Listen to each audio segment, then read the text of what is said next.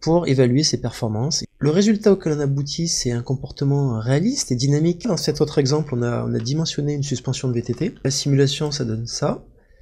Ça peut servir par exemple à dimensionner la géométrie de la suspension arrière ou à évaluer le comportement ou à dimensionner correctement les amortisseurs. Alors, la première étape consiste à passer de SolidWorks à MATLAB. Donc pour cela, il faut bien suivre la procédure indiquée sur le site de MATLAB, c'est-à-dire se télécharger sur le site les deux fichiers suivants, SMLink 2017 en fonction de votre version et le fichier install add-on. Ensuite démarrer MATLAB en tant qu'administrateur. Ensuite, se mettre dans le répertoire où vous avez vos deux fichiers ici, install-addon et smlink, lancer la procédure install-addon avec le nom de votre fichier .zip. Si vous avez ce type d'erreur, ça signifie que vous n'êtes pas en tant qu'administrateur. Ensuite, vous veillez bien à entrer la commande regmat lab server dans MATLAB. Ensuite, comme on vous l'indique, vous devez activer le lien Simscape Multibody dans votre logiciel CAO, donc dans SolidWorks. Vous devez ici en l'occurrence taper ce code-là dans MATLAB. Ensuite, dans le logiciel SolidWorks, vous devez aller dans les outils compléments. Vous devez activer les compléments donc, qui ont été installés, c'est-à-dire Simscape Multibody Link ici. Et vous y aurez accès par la suite dans vos différents fichiers.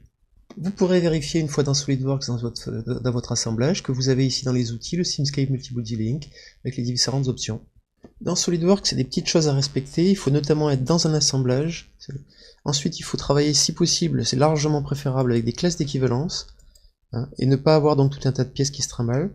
Ensuite, vous devez définir des contraintes qui sont cohérentes entre ces différentes parties. Ensuite, vous allez dans Outils, Simscape, Export, Multibody. Vous générez votre fichier XML donc qui traduit les différentes liaisons et vous allez avoir en fait deux types de fichiers.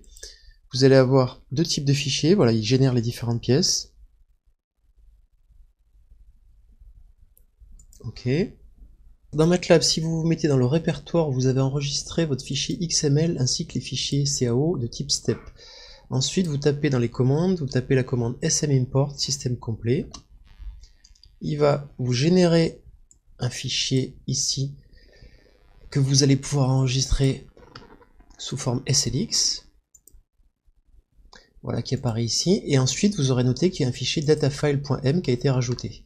Si on essaie de tester ce fichier, qu'on le lance ici, on voit qu'il y a un problème. Bon, les repères sont visibles mais les pièces ne s'affichent pas. Alors en fait c'est une erreur liée au fait qu'il y a un accent dans le nom des fichiers. Donc je vais vous montrer deux méthodes. Soit c'est un peu lourd, on change le nom des fichiers, soit deuxième solution, on va exporter non pas en STEP mais en STL à partir de SolidWorks. Alors une première solution dans MATLAB, c'est de profiter du fait que vous voyez quand vous avez plusieurs fichiers SLX, parce que vous avez plusieurs versions d'animation, vous pouvez en profiter pour créer un répertoire ici avec la CAO, dans laquelle vous renommez vos noms de pièces justement en éliminant les accents et les caractères spéciaux.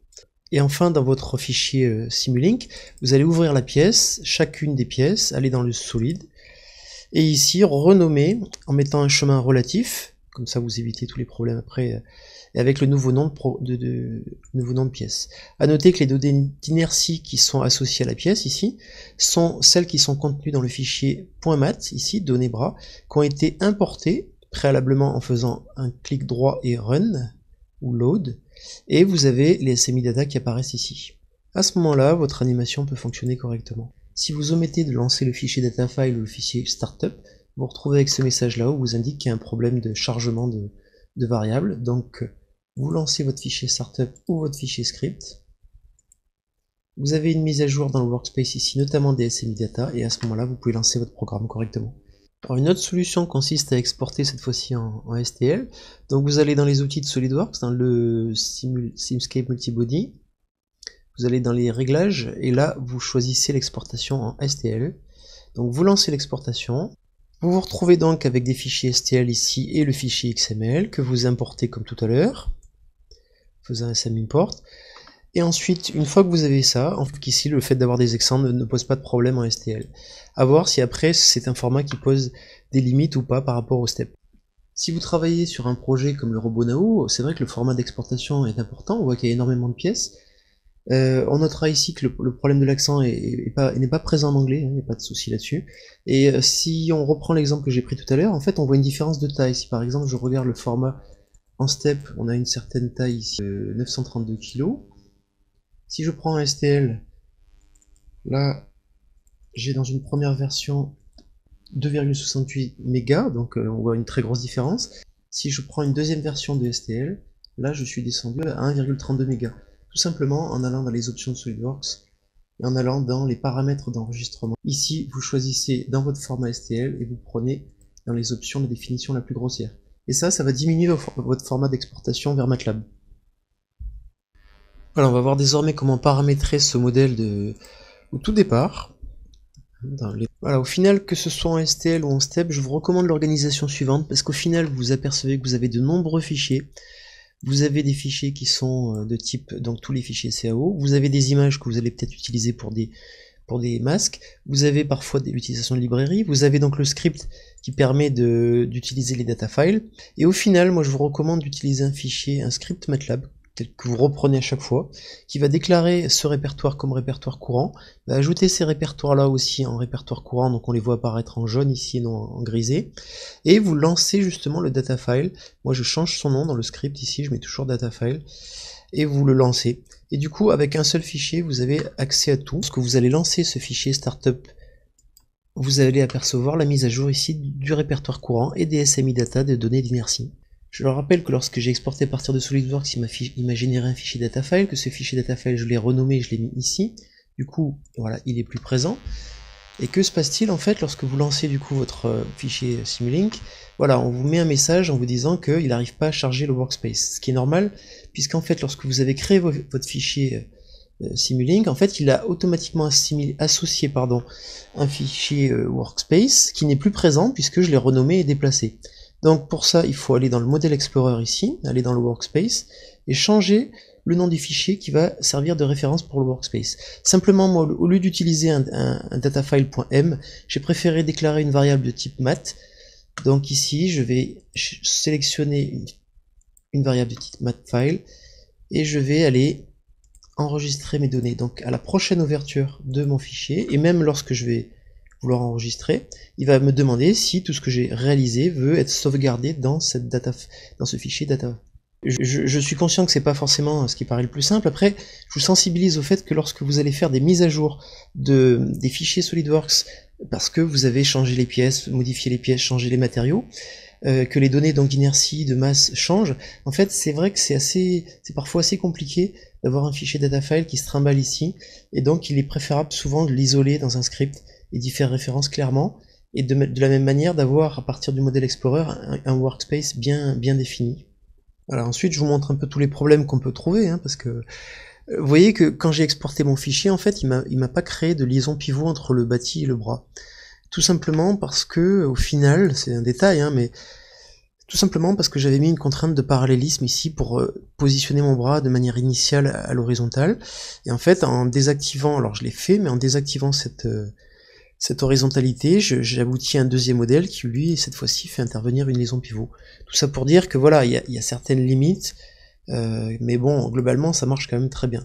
J'en profite pour vous montrer ici une possibilité, puisqu'on va devoir réorganiser les blocs pour que ce soit plus propre, bien sûr. Il y a une possibilité, notamment là, de mettre le bloc, la sortie F à droite, par exemple. Voilà, si on décrit sommairement la constitution de ce fichier, on retrouve en fait les différentes pièces, le bâti, le bras, séparés par les liaisons, ici une liaison pivot, et puis on a un bloc ici qui sert en fait à réaliser des changements de repères entre les différentes pièces conçues dans SolidWorks. Donc on voit ici qu'elles font appel au SMI Data Rigid Transform, et ces SMI Data, en fait, on les retrouve ici dans le fichier, dans les Rigid Transform, le fichier 9, et on a à chaque fois les translations qui sont effectuées et les rotations qui sont effectuées. Donc ça peut servir, on verra plus tard pourquoi. Ensuite, on peut s'amuser à rajouter une image comme ceci. Donc qu'est-ce qu'on fait? On va dans le masque, on va éditer l'image, aller chercher l'image qui nous intéresse, donc dans le répertoire image dont j'ai parlé tout à l'heure. Ça donne un rendu plus agréable. Et dernière chose très importante, on va commencer par vérifier que la gravité se passe correctement. Donc si on lance l'animation, on voit que tout se passe bien. Et en effet, mais si c'était pas le cas, il faudrait le changer. On va dans ce bloc, et dans ce bloc, on vérifie que la gravité est bien sur Y.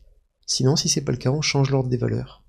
Après, voilà comment je vous recommande de fonctionner. En fait, souvent, quand on travaille dans ces fichiers, ça se passe bien, et au bout d'un moment, on fait quelque chose qui marche plus, et on n'arrive pas forcément à revenir en arrière. Donc ce que je vous recommande, c'est d'enregistrer systématiquement vos fichiers avec des versions qui sont indexées. Voilà. Et du coup, vous serez capable, si vous avez un problème, de revenir en arrière. Voilà, après je vous montre un exemple qui peut être utile d'utilisation justement de ces transforms. Si par exemple vous voulez que le bras soit orienté au départ de 45 degrés, mais peu importe votre utilisation, vous prenez ce bloc, clic droit, vous le dupliquez, vous le placez ici. Vous changez ici, vous mettez dans les axes standards, autour de Z. Là vous changez, vous mettez un angle de 45 degrés, par exemple. Et puis la translation, vous en mettez pas, donc vous mettez ici None. Et là, vous vous apercevez qu'en effet, l'état initial a été changé à 45 degrés. Donc tout ça, c'est un exemple, hein, mais ça peut vous être utile si vous souhaitez paramétrer votre système de manière personnalisée.